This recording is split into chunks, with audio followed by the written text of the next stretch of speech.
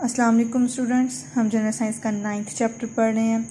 हमारा टॉपिक है analogue digital converter. ठीक है बच्चे, ये एक फिज़िक्स का टॉपिक है। ठीक है, तो आपको पता है कि मैं एक केमिस्ट्री और बायो की टीचर हूँ, इसलिए ये मैं आपको नहीं समझाऊंगी। ठीक है, जब स्कूल आपके ओपन होंगे 15 सितंबर से आपके स्कूल ओपन हो रहे हैं, तो आपको ये सर आसिफ या मिस फायज़ा आपको ये टॉपिक समझा देंगे। ठीक है, क्योंकि ये फ़िज़िक्स से रिलेटेड टॉपिक है, इसकी मुझे इतनी खास समझ नहीं है।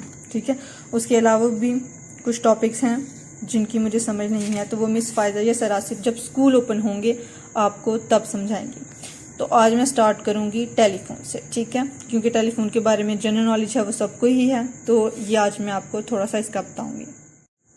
स्टार्ट करते हैं। ये टेलीग्राफी की ही तरक्की याफ्ता शक्ल है। ठीक है, टेलीग्राफी जो आपको सर आसिफ पढ़ाएंगे, ये कि इसमें ना सिग्नल्स के, आवाज़ के जो सिग्नल्स होते हैं वो एक जगह से दूसरी जगह जाते हैं, लेकिन वो रिकॉर्ड करके जाते हैं। लेकिन यहाँ पे क्या होता है कि रिकॉर्ड करके नहीं जाते, बल्कि लाइव उसी टाइम हमारी जो आवाज़ है वो दूसरे जो सुनने वाला है उस तक पहुँच जाती है। इसमें कोड के बजाय बराह रास्त गुफ्तगू की जाती है, मतलब कि उस टाइम लाइव बात की जाती है और सामने वाले की सुनी जाती है। टेलीफोन हेडसेट का एक हिस्सा माइक्रोफोन और दूसरा हिस्सा रिसीवर होता है। एक माइक्रोफोन होता है, दूसरा रिसीवर होता है। माइक्रोफोन में कार्बन के ज़रात भरे होते हैं। ठीक है, कार्बन के छोटे छोटे ज़रात जिनके ऊपर धाती डायाफ्राम लगी होती है। डायाफ्राम बच्चे पर्दे की तरह होती है, हम कह सकते हैं कि पर्दे की तरह होती है, जो हिलती है। जब हम बोलते हैं तो वो वाइब्रेट होती है। जब माइक्रोफोन के सामने बोला जाता है तो डायाफ्राम वाइब्रेट करती है, हिलती है, जिससे कार्बन के ज़रात पर दबाव बढ़ता है। ठीक है, जब कार्बन के ज़रात के ऊपर दबाव पड़ता है, फिर क्या होता है, दबाव की तब्दीली से रेजिस्टेंस में तब्दीली आती है, उसकी रुकावट में तब्दीली आती है, और सर्किट में गुजरने वाला करंट कम और ज़्यादा होता है। ठीक है, ये सब कुछ हो रहा है कार्बन के ज़रात की वजह से। जिनके घर में PTCL वगैरह लगे होंगे ना, उनको पता होगा। नेक्स्ट आ जाता है, इसमें इस तरह माइक्रोफोन आवाज़ को इलेक्ट्रिक सिग्नल में बदलता है। जो आवाज़ के सिग्नल होते हैं उनको इलेक्ट्रिक सिग्नल में बदल दिया जाता है। इलेक्ट्रिक सिग्नल तार में से गुजरकर लाइन के दूसरे सिरे पर रिसीवर तक पहुंच जाते हैं, फिर वो रिसीवर में चले जाते हैं। रिसीवर में भी लोहे का डायफ्राम होता है, उधर भी डायफ्राम था, नीचे लोहे का डायफ्राम है। इसके नीचे इलेक्ट्रोमैग्नेट होता है। मैग्नेटिक की कॉइल में गुजरने वाला करंट की तब्दीली में मैग्नेटिक की फोर्स भी कम ज़्यादा होती है, क्योंकि वो मैग्नेटिक है, तो मैग्नेटिक की वजह से फोर्स में तब्दीली आती है।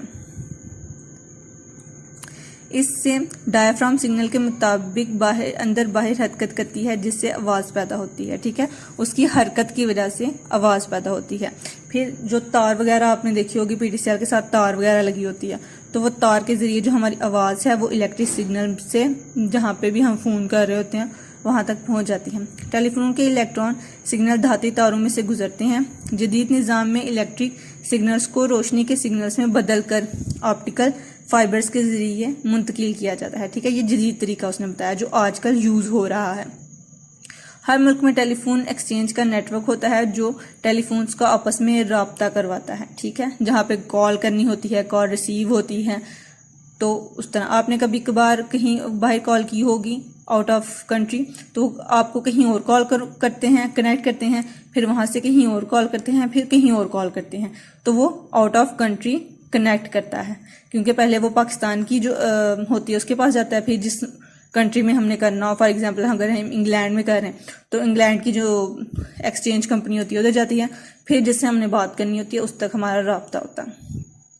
इंटरनेशनल राब्तों के लिए माइक्रोफोन ट्रांसमिशन और सैटेलाइट इस्तेमाल किए जाते हैं। ठीक है, ये सैटेलाइट, क्योंकि वहाँ तो अब आउट ऑफ कंट्री अगर हमने राब्ता करना है तो वहाँ पे तारें तो नहीं जाती, जिस तरह PTCL के साथ तार लगी होती है, तो वो तो तारें नहीं होती, तो उसके लिए आउट ऑफ कंट्री के लिए हमें फिर सैटेलाइट इस्तेमाल करनी पड़ती है। ठीक है, उसने बताया ग्राउंड स्टेशन, सैटेलाइट स्टेशन, फिर इंटरनेशनल एक्सचेंज वहाँ पे, और फिर आगे जहाँ पे भी हमने कॉल वगैरह करनी। ठीक है, यह आपने आज का आपका ये टॉपिक है, आपने अच्छे से याद कर लेना है। अगर इसमें कोई प्रॉब्लम हो तो मुझसे पूछ लेना है। अगर पीछे कोई टॉपिक ऐसा है जिसकी समझ नहीं आई तो क्योंकि वो फिज़िक्स के टॉपिक होंगे अक्सर, तो अगर उसकी भी समझ नहीं आई तो मुझे बता देना, मुझे मार्क करवा देना, तो मैं सर आसिफ को कहूँगी वो आपको अच्छे से समझा देंगे, ठीक है। क्योंकि ये तो कॉन्सेप्चुअल होता है ना, ये मैं समझा देती हूँ, लेकिन इस तरह के जो टॉपिक्स होते हैं फिर वो आप फुल कॉन्सेप्ट के साथ समझेंगे तो फिर आपको अच्छे से समझ आएगी, ठीक है। कल फिर हम मोबाइल फ़ोन पढ़ेंगे कि ये किस तरह काम करता है, टेक्सल मशीन, फैक्स मशीन किस तरह काम करती हैं, ठीक है। इसमें से कोई प्रॉब्लम हो तो आपने मुझसे पूछ लेना। और अब कॉपीज़ अपनी रेडी करना स्टार्ट कर दो, स्कूल ओपन होने वाले हैं और कॉपीज़ मैंने चेक करनी है, ठीक है। अल्लाह हाफिज़।